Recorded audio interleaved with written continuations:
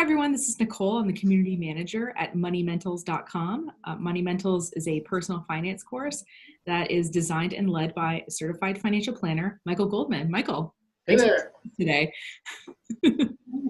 So we have a question, and you're kind enough to answer some of these.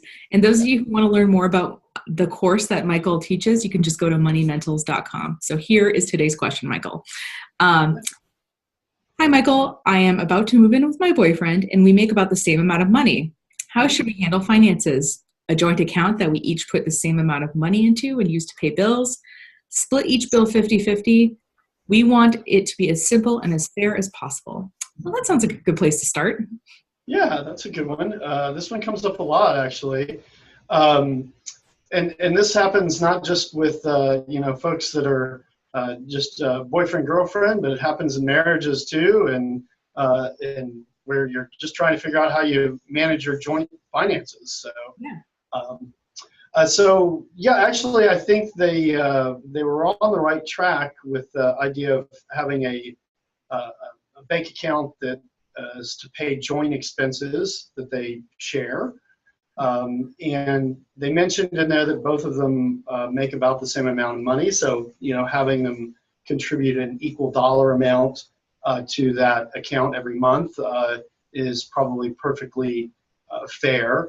There are situations where there's some differences in capacity, difference in income, and I think it's okay for you to contribute different amounts to that account if as long as it feels equitable and everyone feels good about it. As long as you kind of talk about it ahead of time, I think that's the key. And then the idea would be that whatever those joint expenses are would then get paid out of that account. But there's a couple other logistics to think about there. First of all, who's paying those bills out of the account? You kind of have a potential risk there of diffusion of responsibility where, I thought you were paying the bill, you thought I was paying the bill, nobody paid the bill, and we just got our water shut off or whatever. So you probably want to have some understanding about who's actually writing the checks or paying the bills online each month, whose responsibility is that. You can share the responsibility. I think in a lot of couples, one or the other tends to manage the bills each month. However you split it up, just make sure that somebody knows they're on first. Got it. The other thing to think about there is that account's really just for joint expenses.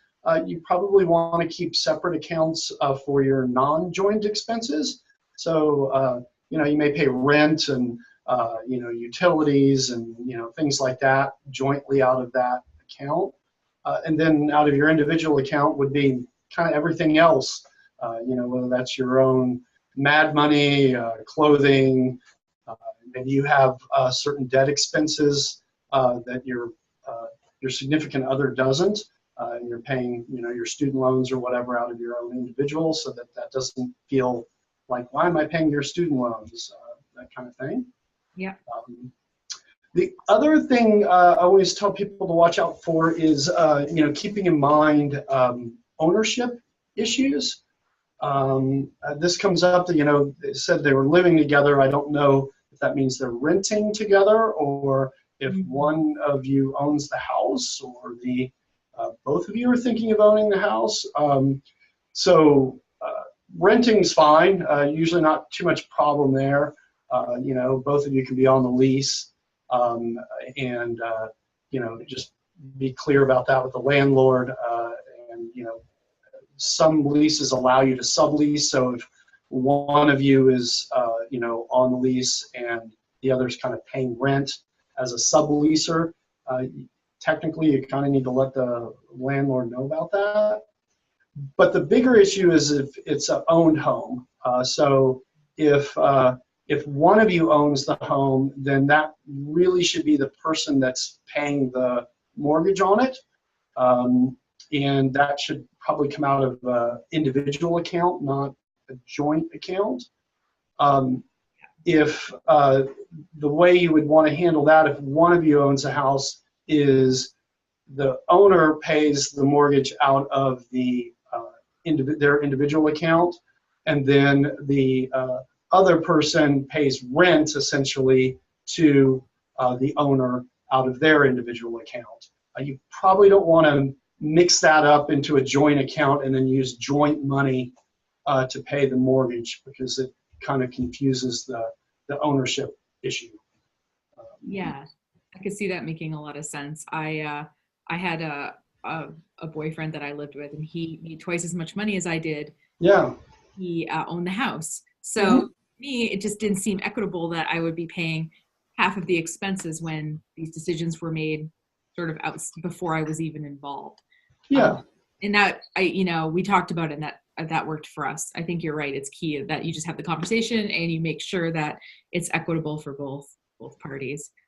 Yeah, it's really kind of what feels right for the both parties, and I think as long as you talk about it, it's fine. I've got a client that she owns the house, and she has significantly more means than he does, and so she pretty much takes care of most of all of the house expenses.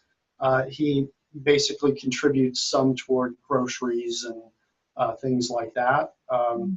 So it's definitely from a dollar point of view very unequal, but from an emotional point of view, they've been doing that for 15 years now, and they're both fine with it. In contrast, I have another client where they are utterly meticulous about splitting everything. It's important to them emotionally to feel like everything is exactly equal. Like when they came into my office to do financial planning, they would literally pay the fee with two checks. One was his and one was hers. So, Yeah. it really, any way you want to do it that feels fair to the two of you is fine. Just make sure you keep clear ownership issues if there's any of those going on. Great. Well, thanks so much, Michael. Yeah, sure. And to those of you who want to learn more, just go to moneymentals.com and you can basically spend some time with Michael in this finance course. All right. Thanks, everyone, and we'll see you next time. Thanks, Nicole.